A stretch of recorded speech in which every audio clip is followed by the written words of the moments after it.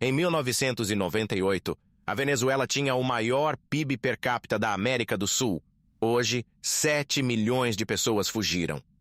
Antes de continuar, você precisa entender uma coisa. O que destruiu a Venezuela não foi apenas um ditador maluco. Foi um processo que levou décadas e que teve amplo apoio popular em cada etapa.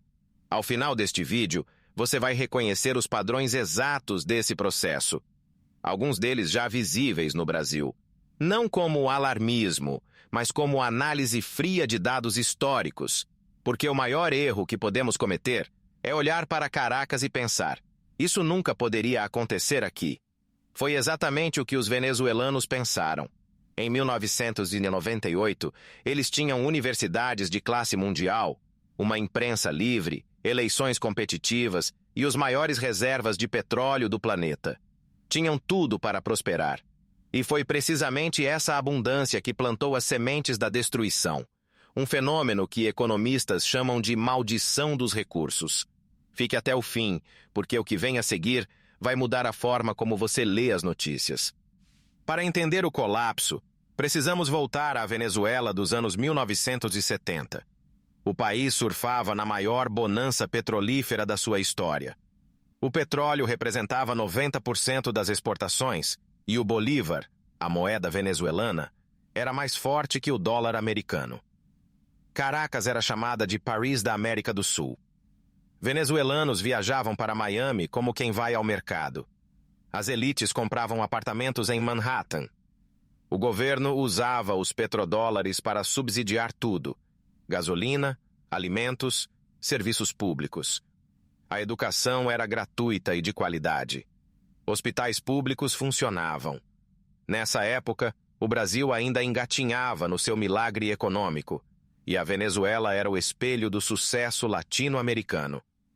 Mas por baixo dessa prosperidade brilhante, havia uma estrutura econômica profundamente frágil, inteiramente dependente de um único recurso, cujo preço ela não controlava.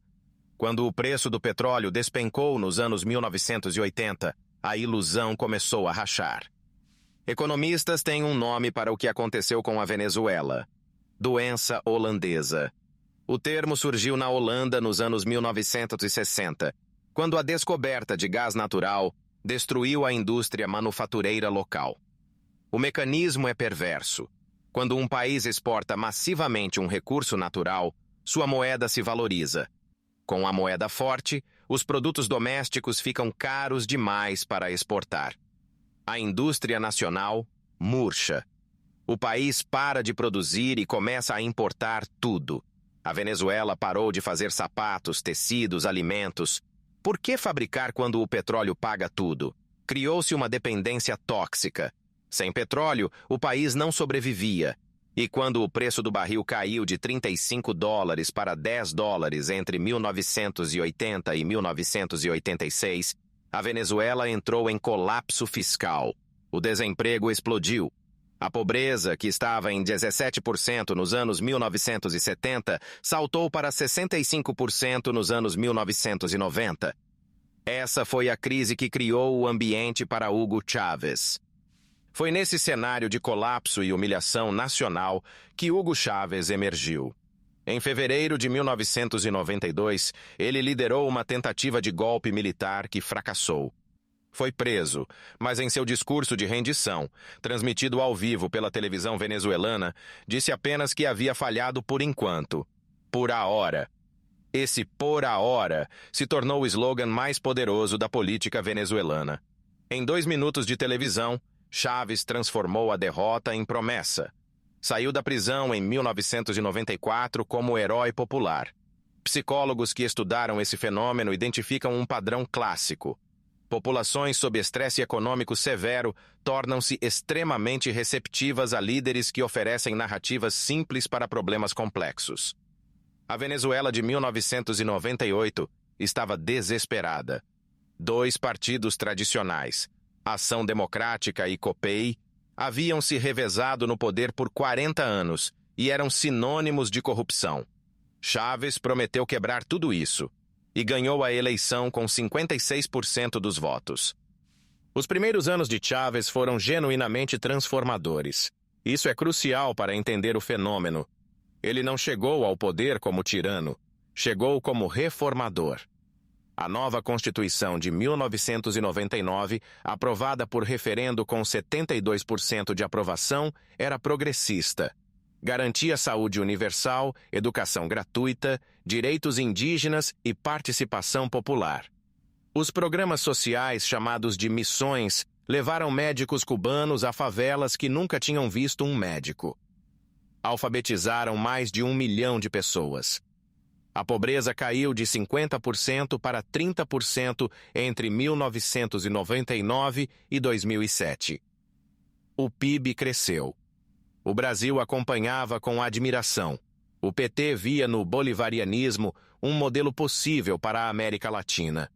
Mas aqui está o padrão que os psicólogos identificam como o início do autoritarismo. Junto com as reformas sociais genuínas, Chávez também reformou as instituições que poderiam limitá-lo. O Supremo Tribunal foi recomposto. O Conselho Eleitoral foi preenchido com aliados. As bases foram plantadas. Abril de 2002. Esta é a data que selou o destino da Venezuela e que a maioria dos analistas ignora. Um grupo de militares e empresários, apoiado pelos Gabus e Salvírios, tentou um golpe contra Chávez. Ele foi detido por 47 horas. O mundo inteiro, incluindo o governo americano, reconheceu o governo golpista. Mas a população saiu às ruas. Os militares leais trouxeram Chávez de volta ao poder. Para Chávez, isso foi uma revelação transformadora. Ele tinha chegado ao poder com intenções de reformar o capitalismo venezuelano. Depois do golpe, passou a vê-lo como um inimigo a ser destruído. Psicólogos que estudaram autoritários como Mugabe, Erdogan e Putin identificam esse padrão.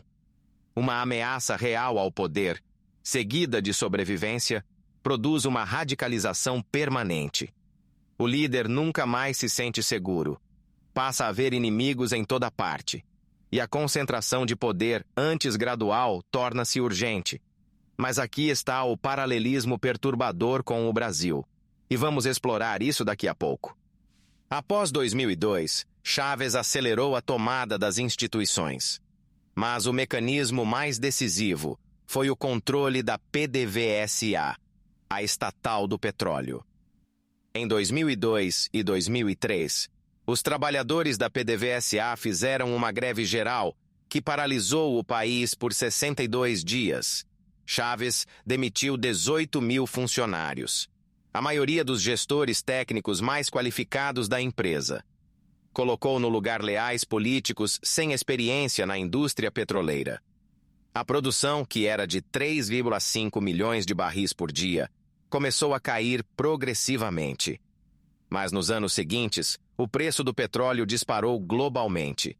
Chegou a $147 por barril em 2008. Mesmo produzindo menos, a Venezuela nadava em dinheiro.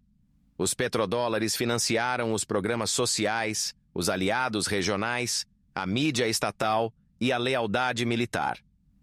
A bonança de petróleo criou uma ilusão perigosíssima de que o modelo funcionava.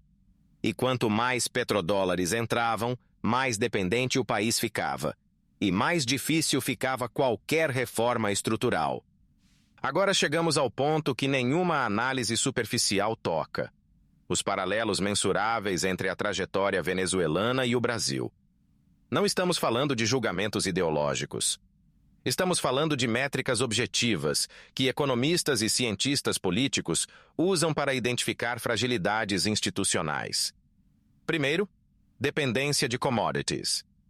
Em 2014, produtos básicos, petróleo, minério, soja, café, representavam 65% das exportações brasileiras. Na Venezuela pré-crise, petróleo representava 96%. A diferença é real, mas a vulnerabilidade estrutural também. Segundo, gasto público como percentual do PIB. O Brasil gasta hoje 38% do PIB com o governo, acima da média dos países emergentes e próximo de níveis que historicamente precederam crises fiscais. Terceiro, inflação crônica. O Brasil tem uma das histórias de hiperinflação mais dramáticas do mundo. 2.477% ao ano em 1993. Sobrevivemos com o Plano Real, mas a memória institucional de como a inflação explode permanece como um alerta permanente. Mas aqui está onde fica verdadeiramente perturbador. E isso é o que está chegando a seguir. O mecanismo de destruição mais perigoso na Venezuela não foi o petróleo. Não foi Chávez. Foi algo muito mais sutil. O ataque sistemático às instituições de freios e contrapesos, o que cientistas políticos chamam de erosão democrática gradual. Diferente de um golpe militar clássico, esse processo é quase invisível enquanto acontece. O líder não quebra as regras, ele muda as regras. Nomeia aliados para tribunais, altera leis eleitorais, cria novos órgãos que neutralizam os antigos. Em 2004, Chávez ampliou o Supremo Tribunal de 20 para 32 cadeiras e preencheu todas com leais. Em 2009, aboliu os limites de reeleição por referendo popular. Cada passo tinha uma justificativa plausível. Cada passo contava com o apoio de uma parcela da população. O politólogo Steven Levitsky, de Harvard, chama isso de morte democrática por 1000 cortes. E o Brasil já assistiu a alguns desses cortes na última década. Chávez morreu de câncer em março de 2013. Ao deixar o poder, escolheu seu sucessor. Nicolás Maduro, um ex-motorista de ônibus e sindicalista, que nunca havia demonstrado capacidade gerencial equivalente. A Venezuela recebeu essa notícia no pior momento possível. O preço do petróleo estava prestes a despencar. De $147 por barril em 2008, o petróleo caiu para $26 em 2016. A receita do governo colapsou. Maduro fez o que governos desesperados fazem. Mandou o Banco Central imprimir dinheiro. Em 2018, a inflação chegou a 1.700.000% ao ano. Um número que parece impossível.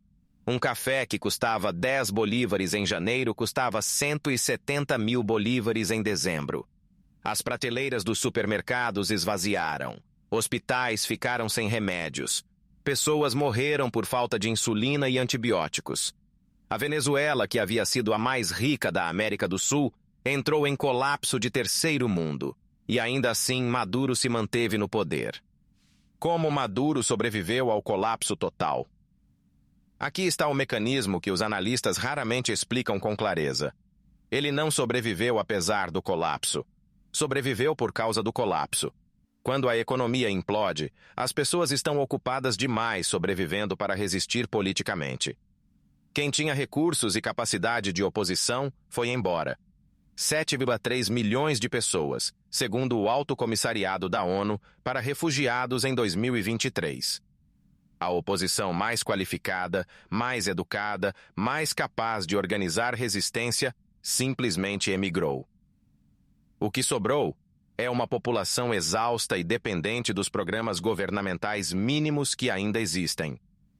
Maduro também militarizou a economia.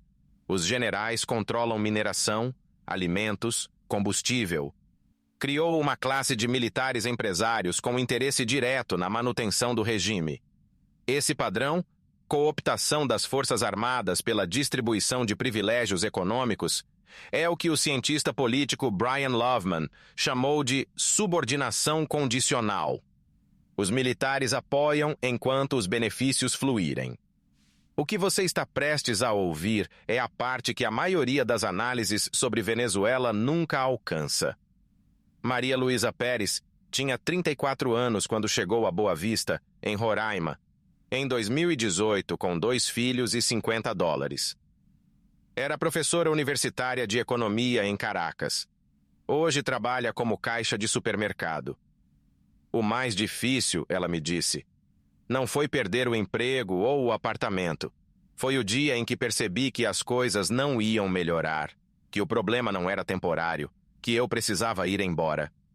Esse momento de percepção coletiva, quando uma massa crítica de pessoas para de acreditar que o futuro será melhor, é o que os economistas comportamentais chamam de colapso das expectativas. E é o ponto de não retorno. Porque é justamente quando os mais capazes e mais otimistas partem que o país perde exatamente as pessoas que mais precisaria para se reconstruir. É um ciclo de degradação autoalimentado que nenhuma política pública consegue reverter rapidamente. Carlos Mendoza era engenheiro da PDVSA. Chegou a São Paulo em 2019 com diploma universitário, 12 anos de experiência em petróleo e R$ 800 no bolso. O que me destruiu psicologicamente, ele conta, não foi a pobreza, foi a velocidade.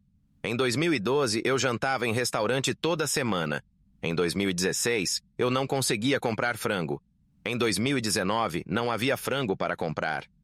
Esse relato de velocidade de colapso, 4 anos de classe média para pobreza extrema, é o dado mais assustador da crise venezuelana. E revela o fator que a maioria dos economistas subestima, a fragilidade da classe média em economias altamente dependentes do Estado.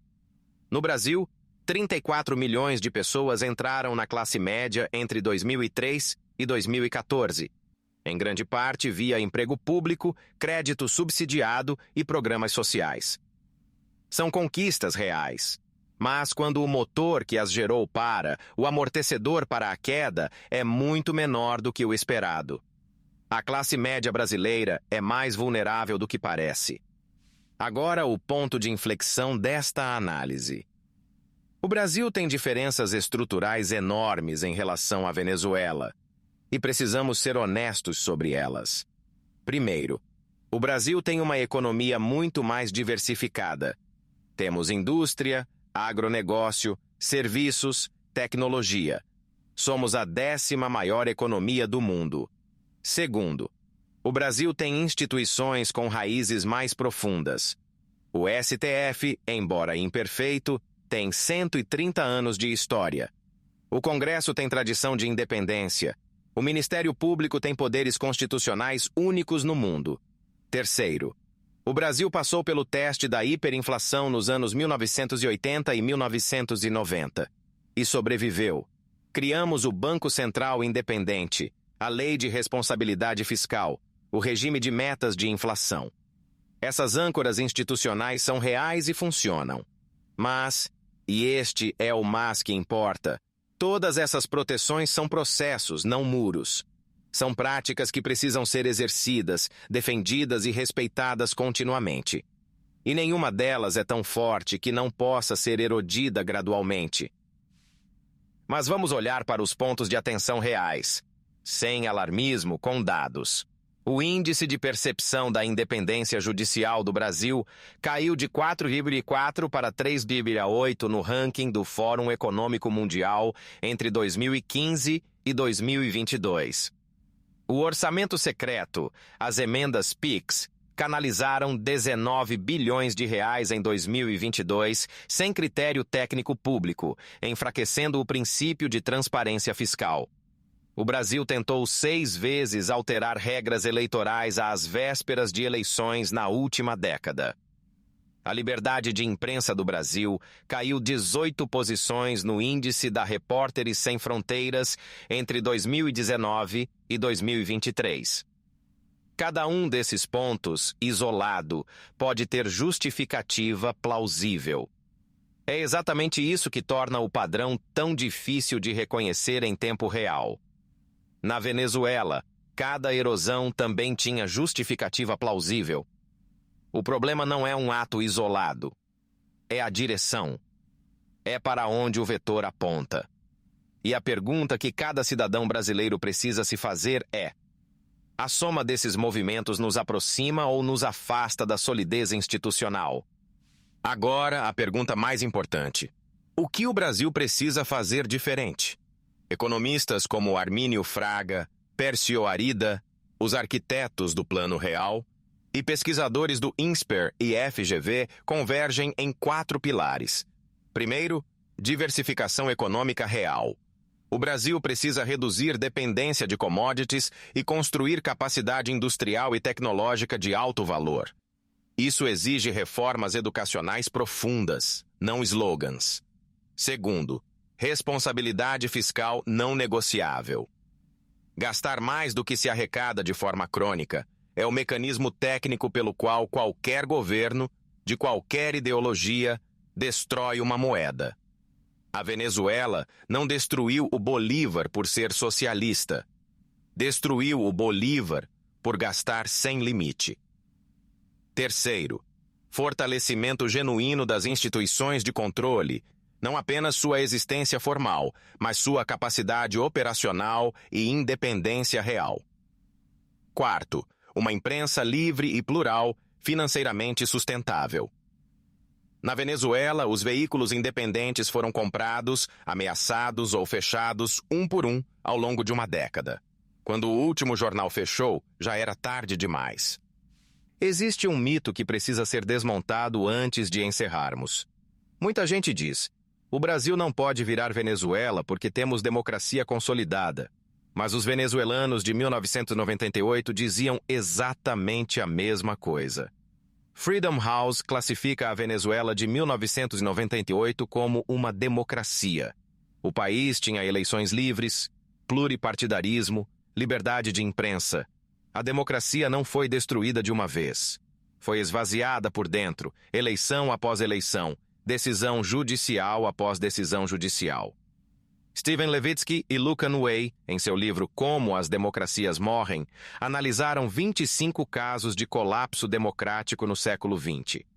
Em 21 deles, 84%, a democracia morreu pelas mãos de líderes eleitos democraticamente, não por golpes militares clássicos.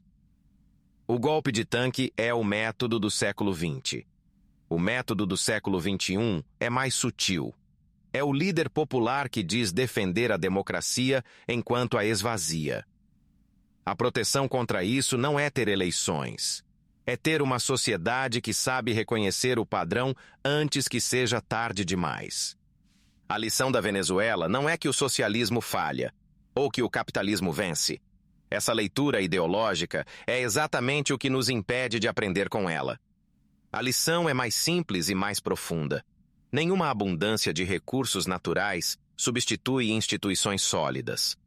Nenhum carisma de liderança substitui disciplina fiscal. Nenhuma promessa de igualdade social sobrevive à destruição das estruturas que permitem ao mercado funcionar e ao cidadão recorrer. Carlos Mendoza, o engenheiro da PDVSA que hoje vive em São Paulo, disse algo que fica. Quando as coisas começaram a mudar na Venezuela, as pessoas que alertavam eram chamadas de alarmistas, de catastrofistas, de inimigos do povo. E quando todo mundo finalmente concordou que estava ruim, já era tarde demais para mudar. O maior protetor do Brasil contra o destino venezuelano não é o Banco Central, não é o STF, não são as leis. É uma cidadania informada que conhece a história e sabe nomear os padrões quando os vê, independentemente de quem os pratica. O Brasil não é a Venezuela, mas a Venezuela também não era a Venezuela. Até ser. A diferença entre os dois países hoje não é destino. É escolha. Escolha coletiva, feita dia após dia, eleição após eleição, instituição por instituição. As 3 coisas que você pode fazer com essa informação. Primeiro, aprender a distinguir política de padrões estruturais. Os alertas da Venezuela não pertencem à direita nem à esquerda, pertencem à história. Segundo, exigir transparência fiscal de qualquer governo, porque hiperinflação não tem ideologia. Terceiro, defender a pluralidade da imprensa, mesmo dos veículos com os quais você discorda. Porque quando o último jornal independente fecha, você só descobre que precisava dele depois que ele foi. Agora, a pergunta para você nos comentários. Qual dos paralelos que vimos hoje mais te preocupa no contexto brasileiro? Deixa sua análise abaixo.